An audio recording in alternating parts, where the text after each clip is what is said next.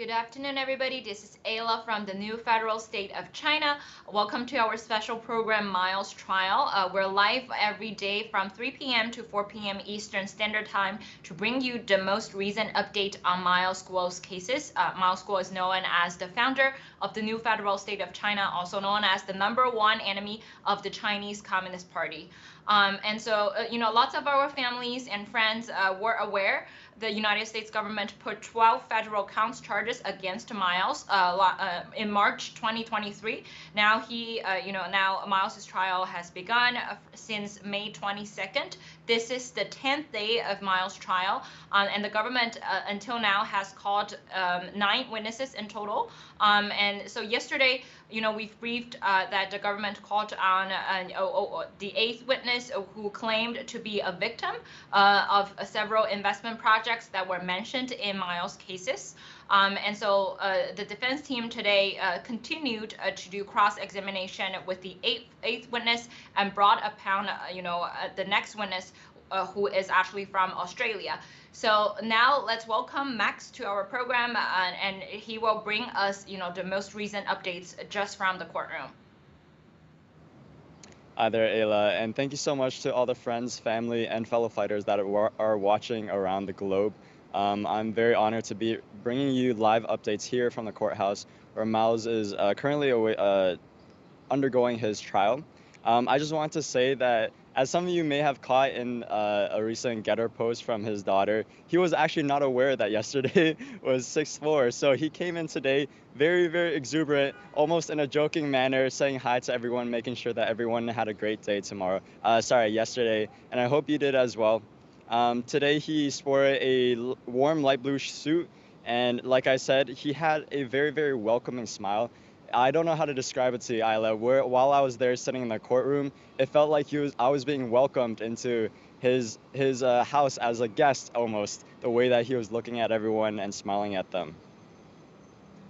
Yeah, thank you for telling us, the situation in the court, Max. It is always interesting and very, heartwarming to hear, the smiles and the feelings, the vibes of Miles. Obviously, it is very lengthy, process with the trial. Miles himself has not pleaded guilty. He chose to insist that he is innocent with all of these charges, and this is exactly why now we're experiencing this lengthy trial from the Southern District of New York. We've aware that some of our families were curious about where Miles Guo's trial was taking place. So his trial is currently at Southern District of New York, 5 Pearl Street, in downtown Manhattan. The courtroom number is 26B, and the trial itself is public. So there are lots of public spectators, to observe the trial every day, as many of our fellow fighters did as well. So Max, brief us a little bit about the 8th witness who appeared in the court yesterday. We were aware that the 8th witness, was present in the court, and then she claimed, herself to be a victim of the investment project. However, the investment she made was not directly, with Guo. She never said that she wired any payment to Mr. Guo.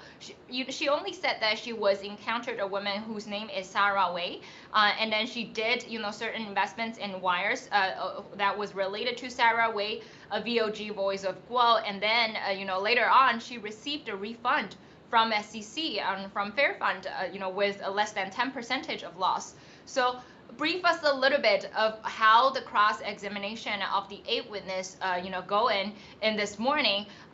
We were being briefed yesterday that the 8th witness experienced certain difficulties in understanding the questions and providing, the answers properly in the court. Did that happen, today as well? Yes, and I want to quote one of the statements that I heard our lawyer say after the judge issued a break. The lawyer quote said, "This has not been nothing less than a trudge through the mud." And I'd like to quote again, "The witness refuses to answer questions directly, and it is seen because the judge needed to strike answers repeatedly or numerous times." And I counted the number of strikes. The judge today struck her answers 9 total times throughout the cross-examination. So there has been a lot of difficulty, and there also has been a lot of translation error as perceived in the quote, and many times the court had to break just to check over the translation, making sure every question and answer was being translated properly. So it was a rocky road, to say the least, and well, I'd be more than happy to dive into all the specifics with you. So yesterday, as you know, the objective of the government, in my eyes, to bring this witness on to tell her victim story was more so of a sob story to let people know as her position as being someone who is desperate and wanted investments, and how she lost those investments. But the cross, as you said, that began yesterday, it went through a thorough dive, and it was revealed that many of her investments weren't directly with Mr. Guo, and it was more so towards Sarah Wei, and not much direct contact was made with Mr. Guo. She also admitted that she didn't know what Sarah Wei was doing, or if she was following orders directly from Mr. Guo. Right. So Max, it seems to me that the judge has, concerns on the way, the 8 witness whose name was also being public, Jenny Lee, answered questions in the court. Yesterday, we were aware that the judge actually took time, several times the judge paused the trial and try to explain how to answer questions in the court as a witness. And one of the sentences I recall was the judge said that if people were asking about your favorite color, just say color. Don't say that you like ice cream, right? And today it seems to me that the judge have more conversations on if the witness was actually able to continue to testify. And it's very rare to see the judge stepped up and start to discuss how to strike certain answers from the 8 witness. So remind us a little bit if any of these questions or with direct examination yesterday were being striked with the 8 witness. Yeah, so absolutely. So she actually took a lot of initiative to ask the witness questions directly today included. And I wanted to bring up a certain portion where she was being questioned about her involvement in the protests. So she was involved in a LA protest in the August of 2020, as well as a Texas protest later on. And she claimed that she was very suspicious, and she wouldn't say who she was suspicious about. And the judge actually took initiative to ask her if she was suspicious of people within the group, to which she answered no. And the judge later on asked if she knew that these people were pretending to be a part of the group, to which we got no conclusive answer to. So as you can see, with the numerous amount of breaks, with the numerous amount of strikes, the circle round method of answering these questions provided by the witness was wearing thin on a lot of people's patience within the court, and therefore I believe the judge had to issue a break, as numerous amounts of breaks actually, and dismiss the witness early, to my understanding, before they could do a redirect or recross of the witness. Wow. So actually there wasn't even a redirect or recross with the 8 witness. Am I correct? That is correct. Wow. So so Max, it sounds to me, from the 8, the total 8 witnesses who actually already appeared in the court, many of them recall that their report to the court was not made by themselves, that the prosecutor team made the report for the witnesses, and the witness was only testifying if certain materials were included in the report or not. And several other witnesses have demonstrated difficulties or challenges of recalling details of certain events that they attempt to testify, and there are also one of the witnesses, the 4th witness, Karen Mastrello, who was known as a former employee of the entities that were mentioned in the indictment, had the difficulty to matching her testimony in the deposition several years ago. So it sounds to me, the government, all of the witnesses up till now, who were brought to the court demonstrated certain difficulties in building up that foundation, for further proving, the charges that they laid out against Miles. So tell us a little bit, what happened after the 8 witness. Right after the lunch break, did the government bring on a new witness who actually came from Australia? Yes, absolutely. So before I get into that, I just want to say, like you said, they had a lot of struggle building a foundation of the basis of these indictments, whereas the cross-examination had a great foundation building what the NFSC stood for, the whistleblower movement stood for, particularly while we were investigating the purposes of these protests. We knew that certain protests was because we stood against the evil CCP's treatment of certain Hong Kong protests, to their own political dissidents, to people even disappearing within China. We were protesting that. So it allowed the jurors to see a more broader picture of what these activities were really for, who was organizing them, and so and so. And I believe that stands as a great foundation and will prove to be strong in the future as well. So let's get into the witness that was brought on after lunch. So she goes by a persona name known as Mulan. And Mulan, this name was mentioned many times in the previous witness's testimony as one of the pointers to who she believed her money was swindled from, Mrs. Lee, I'm referring to. So Mulan was brought in after lunch, and she was brought in as a witness by the government to testify her own testimony. So not much evidence was brought up. It was majority her own testimony. However, there were certain pieces of evidence, such as live broadcasts from Mr. Guo's broadcast, just stating and clarifying her position, as well as what he intends to do with the G investments. Funnily enough, she also brought a gift that Mr. Guo gave her, and it was a pair of sunglasses that was shipped to her by Mr. Guo. Wow. So I'm intrigued to see what the government intends to do with that, because after the sunglasses were provided as evidence, the court took a sidebar, and unfortunately they didn't move on with the next evidence that was following that. They moved on to a stipulation instead. Right, and Max, thank you so much for bringing the CCP element, in this case, right? We've also, noticed the pattern that when the government's focus was on money only, that there are lots of elements in this case, whether it appears as a stipulation, as an exhibit, or as, video recordings of Miles Guo's previous songs, that lots of efforts actually demonstrated CCP's efforts in sabotage and repatriate Miles back to China, and much effort were demonstrated in the court for Miles, to take the initiatives to expose the evil nature of the Chinese Communist Party. The April 19th VOA cutoff incident was mentioned. Fox Hunt operation by the Chinese Communist Party was mentioned in the stipulation. And the November 20th press conference held by Miles and Steve Bannon about the investigation of the death of the CEO of Hainan Airline, Wang Jian, was also mentioned.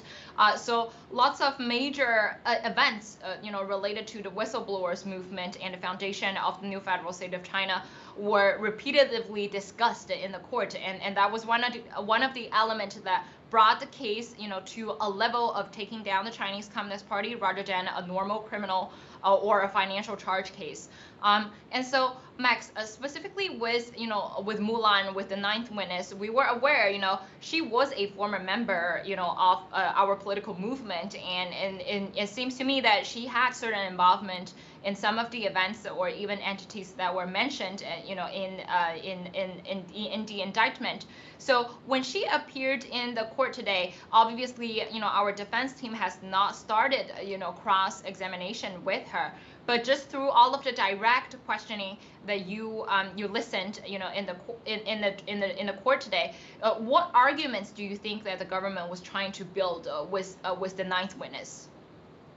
Absolutely. So from my perspective, the 9th witness, Mulan, was brought up because of her specific positions within the whistleblower group, she had a couple of titles that made her in charge of certain areas. She was, for example, the director of the Rule of Law Foundation. She was a part of the Iron Blood group as well as a farm leader herself. So all of these combined gave her certain privileges to oversee operations, whereas most of our fellow fighters wouldn't exactly get to see. And the government brought her on, in my opinion, as a way to demonstrate the behind the scenes of what was going on within the funding, the links between each investment, and at the very end of the day, they also brought up the Kyle Bass hedge fund as a relationship to the G series. So, but I believe for her testimonial, she was basing her entire case around this idea of trust.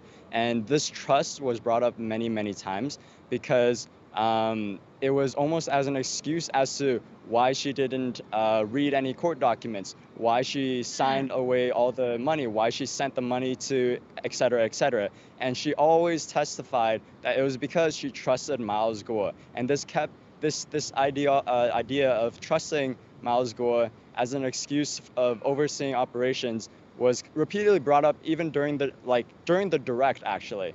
Yeah, so it was very interesting to see. Right, right.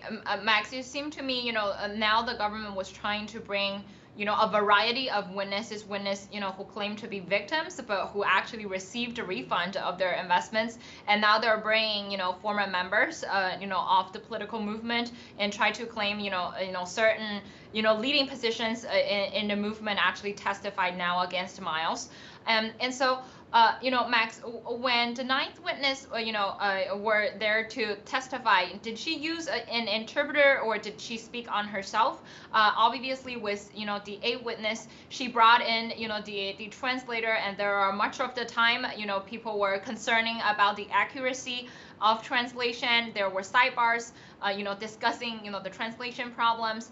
And with the ninth witness, how was the general testifying situation?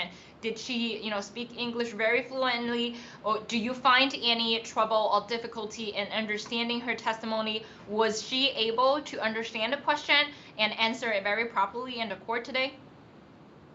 Yeah, so this witness particularly, she did speak English, although it was not her first language. She was able to understand the direct, and she spoke on behalf of herself. The only issues that occurred were that she was very timid, I would say. She kept dodging the microphone, and the judge asked her multiple times, as well as the prosecutor, to speak into the mic as she was shying away from it and speaking in a very low tone. Other than that, she didn't have much difficulty, excluding some questions, but for the most part, she answered in very brief, short yes or no formats on behalf of herself. Right, Max. And what was Miles's reaction when the ninth witness came up here in the court? Because obviously as a member in the movement, just from my previous knowledge, that the ninth witness, Mulan, actually had never met Miles in person before. And so the very first time that she met Miles was actually she now testified for the government to testify against Miles. So what was Miles's reaction in the court today? Yeah, so unfortunately I couldn't see Miles's face, but I saw that he was staring very intently from his side profile. I can assure you that he was staring deep into her soul with those eyes of his, digging out all the secrets of of her past and whatnot with that stare. But yeah, I think he was very somber-hearted to see a fellow member, especially one so close, testifying against him. So it was a very unique moment in court today, and I would love for more in-depth analysis by the panel members on this later on, because I wasn't able to catch the entirety of it, so I would love to know the full picture as well. Yeah, absolutely, Max. Thank you so much for joining us today. We're very appreciative, for your timely update, and we hope to have you more on our program. Thank you, Max. Thank you again. It's my pleasure. All right, folks. folks. With all of the updates with Miles cases, we will also be posting very timely every day on our X account. It is called NFSC Speaks. And so for every day when Miles was on trial, our team will ensure a timely updated to be uploading onto our account. This account was also live on Getter as well. So for everybody who was curious about Miles' trial updates, please follow us at NFSC Speaks. With all public court documents, including court transcripts, it is available on nfscofficial.com. You click on court documents, everything you need was there. And if families ask about where Miles School's case is, it is in Southern District of New York. 500 per street, downtown Manhattan. The courtroom number is 26B. It is a public trial. And so now we're moving back to our studio. We have Feather and Jackson with us today. They have actually, sit there for the entirety of the trial in the afternoon. So we can't wait to hear more details from them. Hi Ella. Hi Jackson. Hello, everybody. Hello to all the audience who's watching our live stream right now. My name is Feather. And I'm Jackson. People, our families must have been very familiar with our, two young faces lately. So let's get started. Obviously Max, briefed us a little bit about how that the 8 witness ended its cross without a second round of direct and second round of cross. So tell our audience a little bit more. In the morning, Max told us that there were several times that the court went into a break just to discuss, how the 8 witness should, keep continuing answering questions. Yes, there are a lot of questions being asked to the witness and a lot of problems with translation. So a lot of sidebar was because of the translation issue, and there are times that the witness herself saying the translation is not being a good didn't interpret it the correctly, and also the translator, the interpreter, I keep asking questions to clarify what's the question is being asked, and it was, I would say, personal opinion, it was a pretty heated morning. Ever since I can smell the fire, I smell the bullets, and there's one question that she answered before the translation. Yeah, it was very interesting, and then I believe it was not recorded in the transcript. It was being striked by the judge? No, it was The not. recorder didn't even record. Wow. Yes, and then because we know it because they were like repeating what's been asked with the transcript in the computer. They were reading off the transcript, and the answer yes was not included, and she answered in English. So what would that what would that specific question that was missing in the transcript today? Do you? I think was it because I think it was something related to meeting the Homeland Security, in that regard. So our cross asked if the 8 witness Jenny Lee actually met Homeland Security in the past. Or speak to them. Yeah, but she saw some. She didn't say she directly speak to the someone from the Homeland Security, but she said she saw somebody but don't know who they are. Yeah. Wow. And I do want to clarify, Jenny Lee is actually the 9th witness. Yes. Oh. Yeah. Sorry for her confusing everybody. Yeah. So we're now having 10 witnesses today. Yes. Correct. Yeah. Jenny Lee is the 9th witness, and then we also have Mulan, which is Ms. Ya Li, which is going to be the 10th witness. Yes. And this morning it's just continue our cross-examination. It was really long. I will let me see here. So a lot of questions, it was not being answered like properly. Like the judge asked one question, and then it's a yes or no question, an open and end question, and she keeps adding stuff that was not asked. And this is the reason why the question keep getting stricken, because she wasn't answer what the question asked, right? For example, when she was asked who were the leader in Los Angeles for the protest, at the moment in Los Angeles, and she said Miles School directed. Everything leads back to Miles School. Who gives the directions in Los Angeles? Miles School.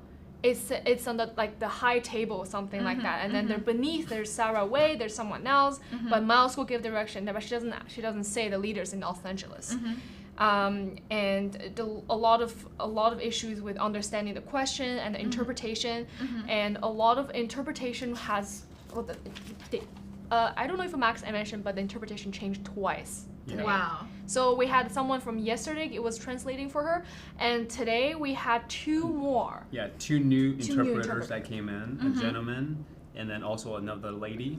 And they took turns translating, and then to give everybody just a rough summary of the translators, the lady started things off with the translation, and well, actually the gentleman did. Started with the translation. They started having some problems with the translation, and it got to a point where the translator himself requested to tag team out for the other interpreter. Wow. He was like, can I have a break? Can somebody else take my turn for now? And a lot of questions, asked, answered, but then it was not being answered properly, so they keep asking and asking again and again, and still the same thing happened like yesterday here. She was questioning the defense team, the lawyer. Yes. I have to say our defense lawyer, Scott, I think it's Schrick. Yep. Scott Schrick is a super patient gentleman. He did not raise his voice once at all in this a day-long questioning, cross-examination to the witness. He was super polite, super patient, and he keeps referring, ask the judge for directions, and if there's something happens, and he's very patient with this, even though there's a lot of difficulties with technical issues, there's translation issues. Super polite, I'll give another example for like the questions the way she answered the questions. Let's say she was asked what happened during the protest in LA, and then someone told others to take out the mask, and then standing in front of the embassy. That's her answer, to take pictures without the mask, the face of everyone, right? And then the lawyer asked, can you identify who they are? Who's the people who take the picture for you, like Topai, right? And she said, yes, I can identify even without mask on. And then they were asked, is the person part of the protesters? And she said no. So and then he asked, who's the person who tell the protesters to take off their mask? And she said, it's the person who take pictures. So it was like circling around, but it doesn't really make you feel the logic of the stories behind, right? Because it sounds very inconsistency, and you don't even get a sense of what actually was going on for the event that she was trying to testify.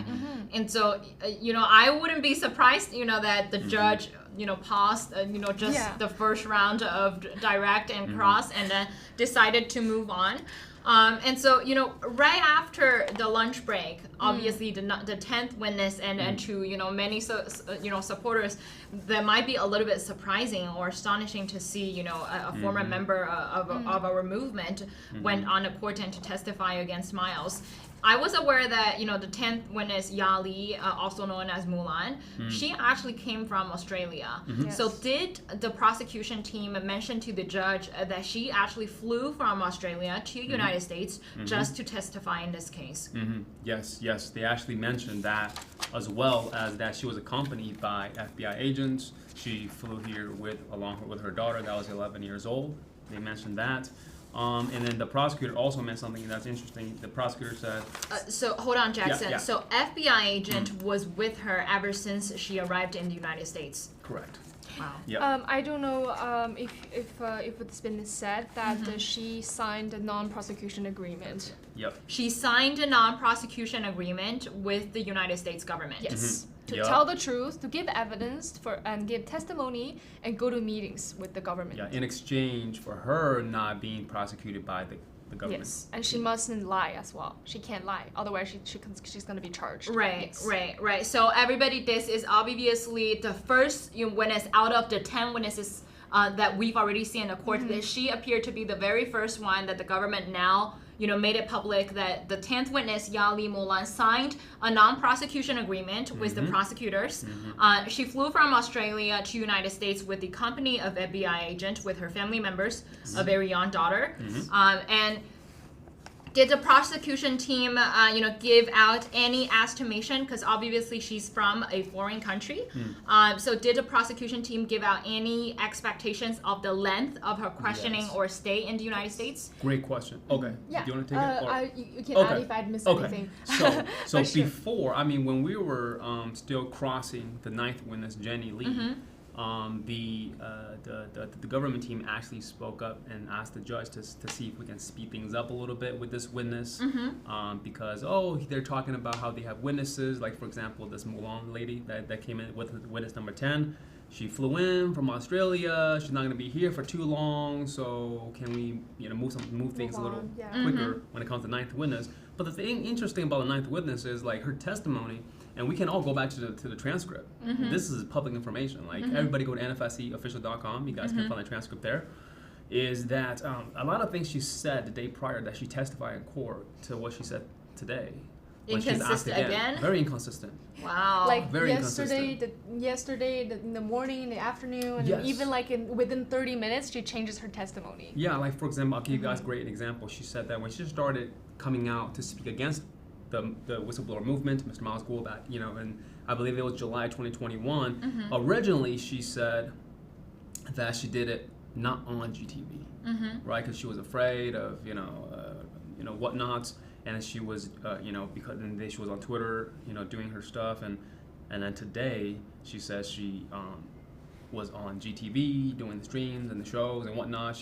She continued to reiterate like it was 40 to 41 days, and 2 hours apiece. Right, and she keeps like declined that she got benefits from G Club, and because she purchased a 20,000 G Club card that gives her 20% off, also allows her to broadcast on GTV. But then just this one question that if she got any benefits from G Club. It took I would say 20 minutes to get it out of her because she doesn't want to admit that she got benefit from the G Club, but she did because she admitted that she was able to live stream on GTV for 40 to 41 days. And also when being asked about H-coin purchase, she kept saying that she's afraid, and then she got forced. She got forced to buy H-coin after she stopped supporting the movement. You know what's interesting?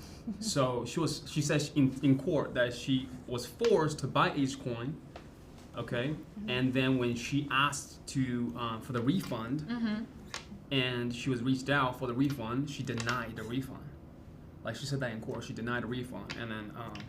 Because she doesn't want Miles to pay out of his pocket. She wants the government to go after Miles, and then the government get the money back for her.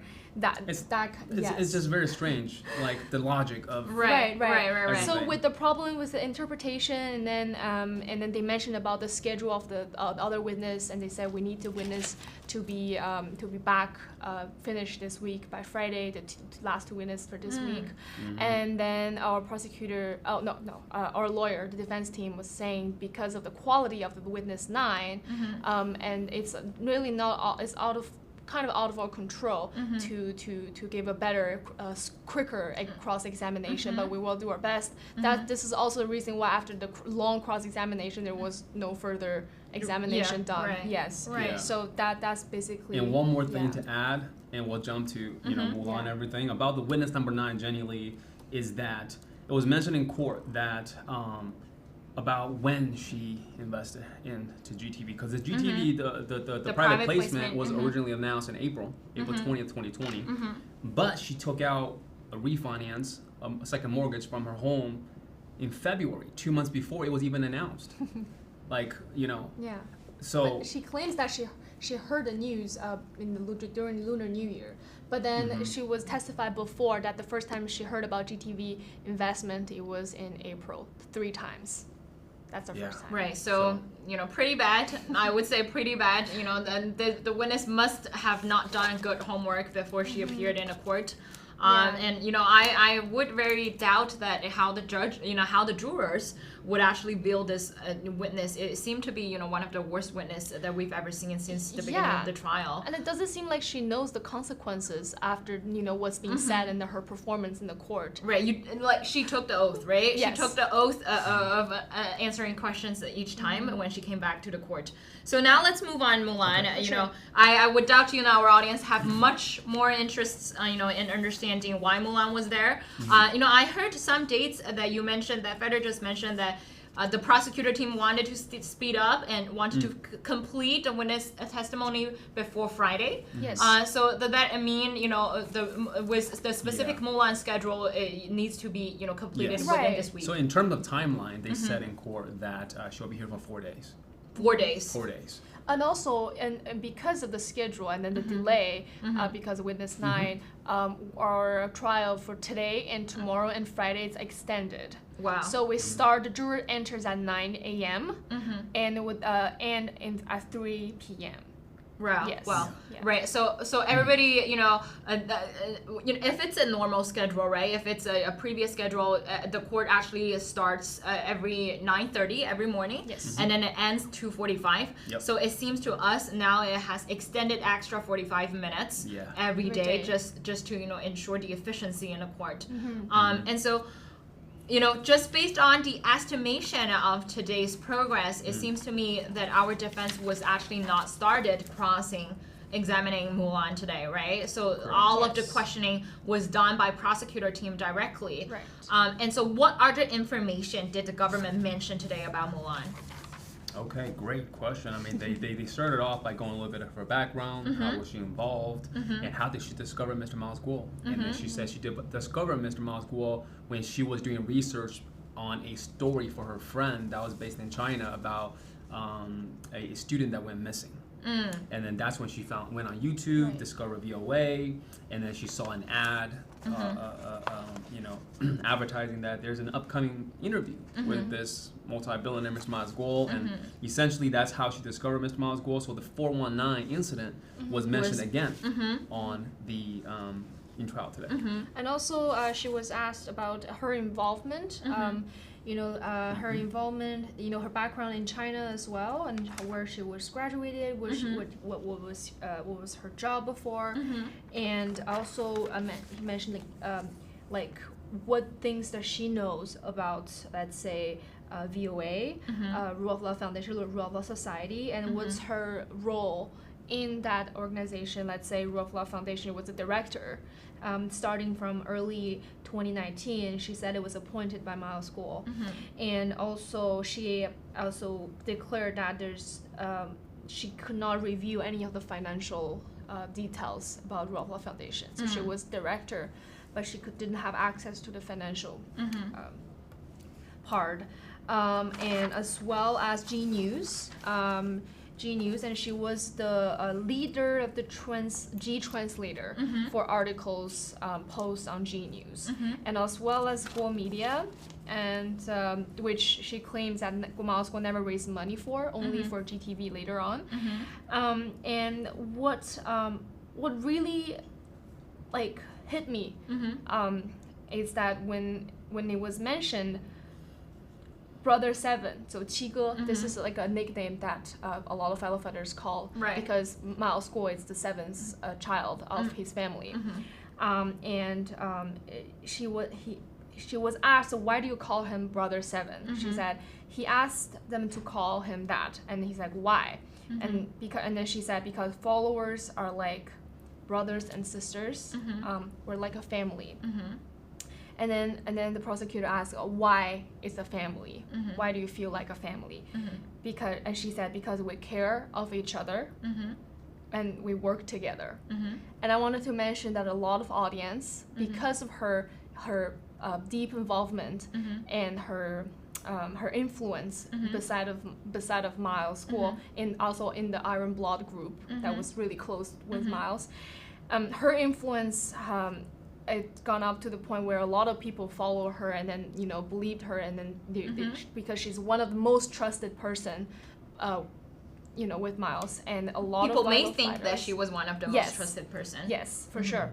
And I saw a lot of fellow fathers in the audience seat start crying and they're wiping their tears, and this feeling of being, betrayal, this betrayal feeling that, somebody stepped outside just to calm down for a moment. And I wanted to mention the audience reaction at that moment when it was mentioned, family, why it was like a family. And that also explains how close she was to Miles, right?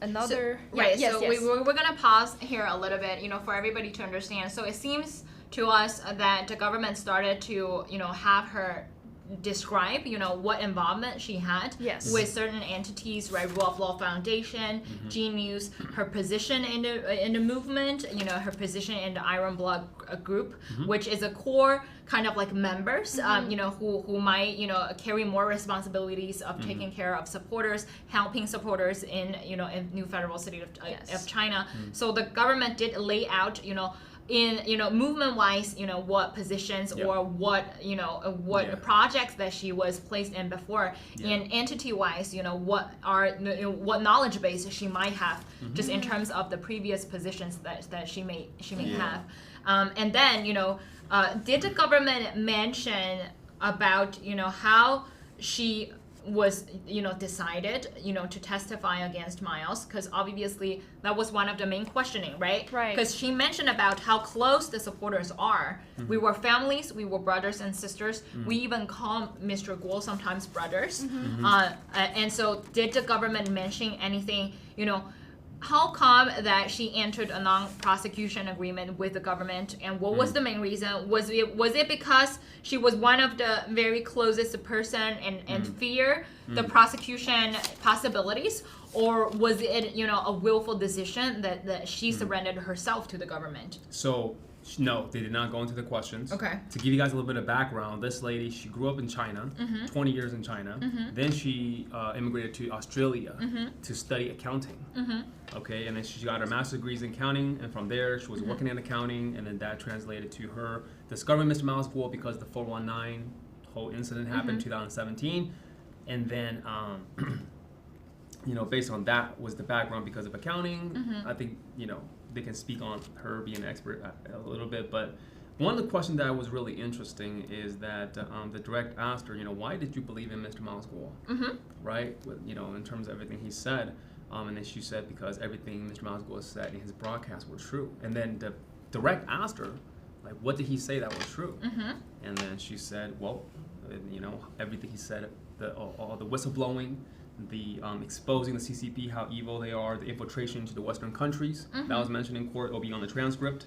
And then also, now, the direct asked her, do you still believe the CCP is corrupt? She said yes. So that's also going to be in the transcript. So it's in court. So.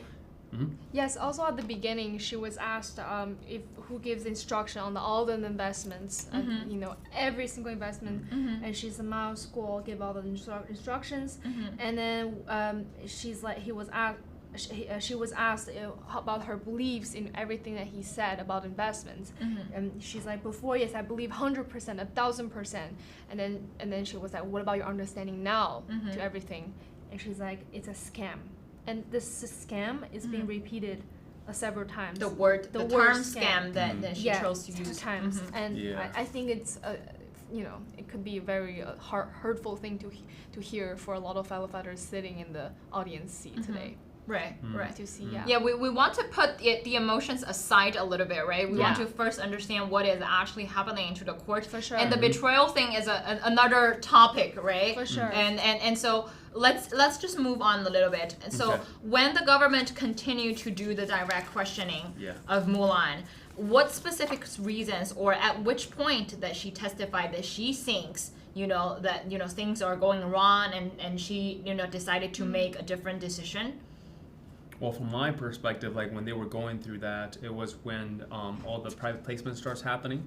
She was saying how, because the video clip they had was a 44-second video of Mr. Miles Guo talking about the investments and it was a 44-second of Mr. Miles Guo actually talking about how, when the new administration came in America, the Biden administration came in, guess what happened to the Hong Kong dollar, right? Kyle Bass was mentioned, how his opportunity fund lost a lot of money. And guess what?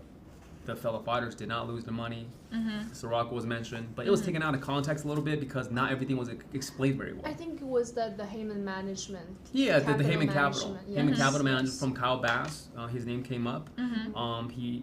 So that was the turning point where they started going to the finances because they want to use her as an expert witness to come in to say, oh, I was involved with one of the core groups, with the movement and how she was talking about, because the question that was asked multiple times, it got to a point where, Sabrina, the defense counsel, started saying, okay, this is something that's answered. They kept reiterating that, what did she say? They kept asking her, like, if you knew Mr. Moscow was going to use any of the funds for himself, would you have invested? Right? But if you really go into the numbers, like, there is a percentage of the funds that are going into, like, because it's laid out in terms of GTV's. Before we go into the numbers, what are the evidences that were brought into the court today with Mulan? Because you mentioned about 44 seconds of video clips, but it was Miles' videos.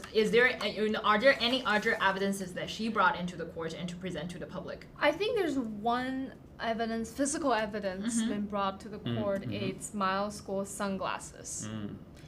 How come she has the sunglasses of Miles? Right, it was explained in the court that I believe that she said she was telling Miles that she really liked his sunglasses because it's the sunglasses that he wears in the broadcast.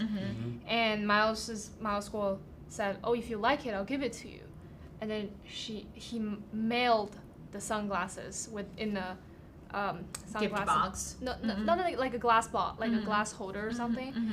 Glasses holder, and then send it by mail to her. And then it was presented. Everyone was looking at the sunglasses. Yeah, I can speak to it a little bit. It's like, from my perspective, it really goes to show you the generosity of Mr. Miles Guo, because as you know, that as a patriot of the NFSC, like as somebody that follow Mr. Miles Guo, like whether you're a supporter or not, you can tell that he's a very generous person.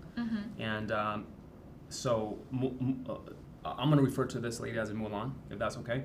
And she in court testified saying that she just simply mentioned to Mr. Miles Guo that he saw her wearing the sunglasses on one of his broadcasts, saying, oh, that's some great looking sunglasses. And Mr. Miles says, if you like it, I'll mail it to you. And that was that, pretty much. They didn't really go into the reasons as to this or that, but they did bring that up because the direct asked Mulan, hey, did Mr. Miles Guo send you anything physically?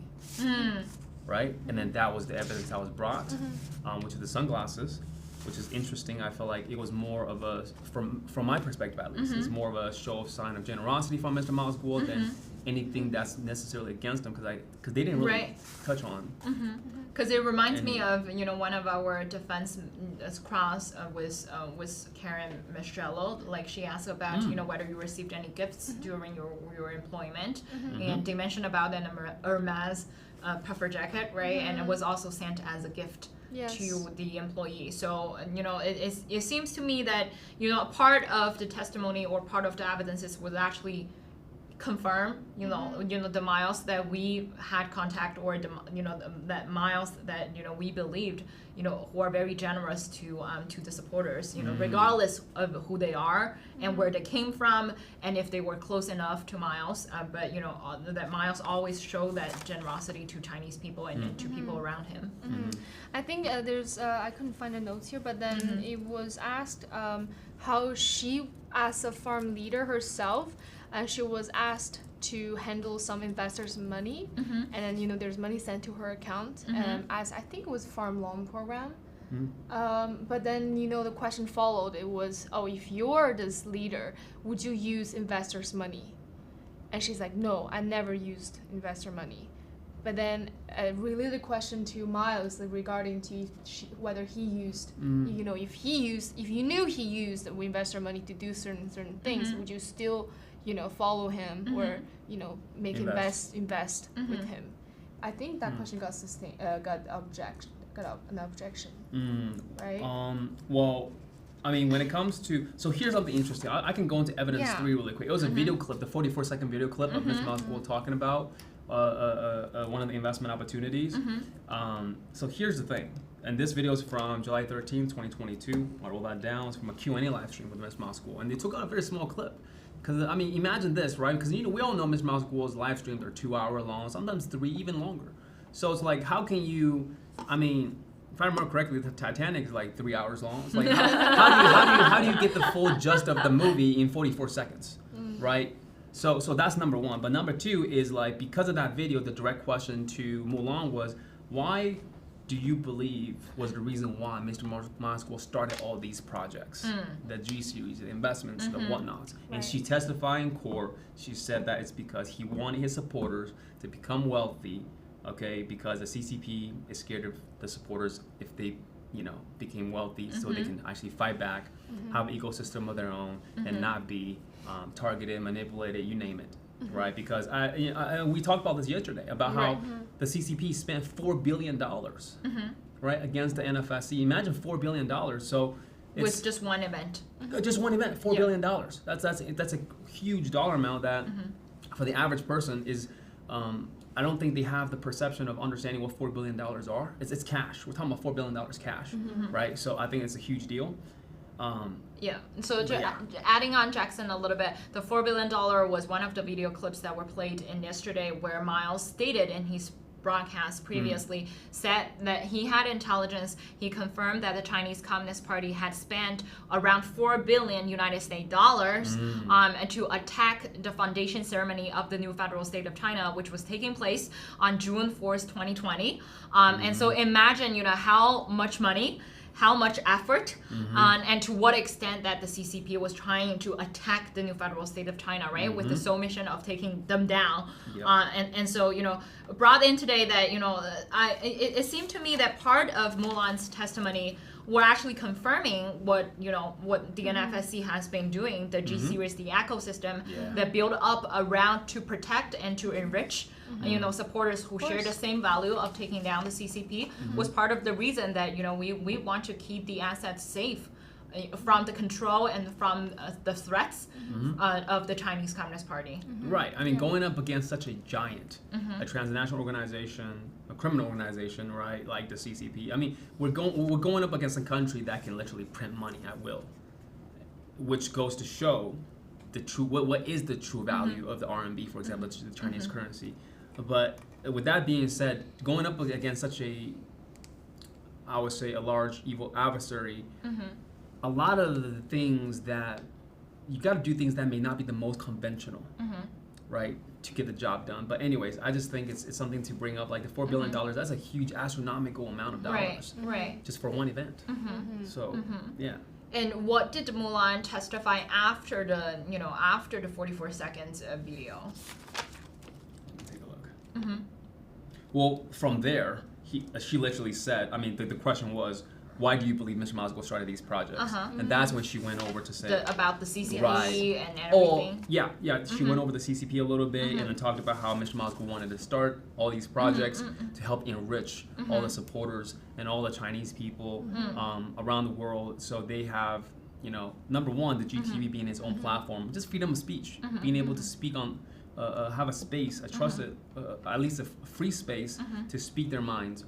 And I think that's very important. Right. A lot of these hidden little things, I believe. I'm very excited for tomorrow's cross. Once we get there, she will be here for X amount of days. I believe she is be here for 4 days. So we have today, tomorrow, Friday, to really dig into the cross. In my personal opinion, she's given a lot of layups. Like with witness number 9 in the very beginning, when it comes to the direct, a lot of layups, right? Softball questions that were you know, because they had over 8 meetings with the prior witness number 9, including the one from yesterday, so 9. Right. And then so with Mulan, we'll find out. Yeah, right. And then another thing I just want to mention really quickly, when she was asked about NFSC, and she was clearly stated that NFSC is New Federal State of China, and the farms are under NFSC, you know. And then when they're asked if NFSC, it's the same thing as G Club, or has anything to do with G Club. She said G Club does not equal to NFSC. It's a business. The G series is separate from NFSC, which she was correct. That's what I wanted to mention. Right. So it sounds to me that, you know, she actually gave lots of explanations of you know, commercial business is outside, right? It's separated from political movement. Yes. However, the ecosystem, you know, might have shared values with its clients who share the same values, political values of taking down the Chinese Communist Party. But New Federal State of China is not commercial. It's you know, it's a movement. It's an organization with the sole mission to take down the Chinese Communist Party, and that's it. And so, Feder, you mentioned previously that Mulan used the term scam multiple times today in the direct questioning. So what are the situations that she mentioning, you know, about the so-called, you know, quote-unquote scam? Right. When she was asked, why, like, why does she do certain things that way, or why did she do this? She said, because I believed in Miles. For example, why did you sign the documents without reading the documents carefully? And she was saying, because I trust Miles so much, so I didn't really, you know, think about even reading the documents before I sign it.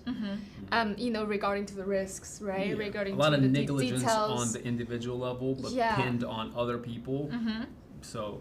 Right, and then because she said at the time she trusted him 100%, 1000%, and that the word scam was used when she was asked, "Oh, what's your understanding about this investment now?" And then if risk was important to your decision, and she's like, yes. Would you still invest if you're not guaranteed? Well, let's guarantee the loss. You know, when the Miles' videos, he guaranteed to pay back the loss, and she's like, would you still invest if they're not guaranteed? She's like, no. And then, you know, such questions, that leads to the answer to a scam when she was asking about your understanding of this. There's a pattern. There's a pattern to all the other witnesses too. I think that's the narrative that they're going with. I mean, towards the end, I mean, after the 44-second video, and you know, then mentioning about the whole why did Mr. Miles even start these projects. They went to GTV a little bit, like what is GTV, for example, and she explained, it's like a platform that's similar to YouTube in combination with Twitter, for example.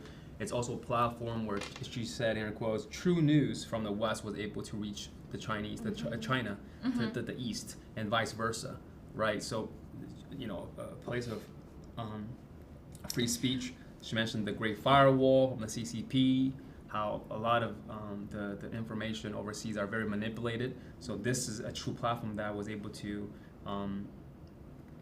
you know, be a place of a safe haven, so to speak. And then she was also asked, so in terms of view counts, right?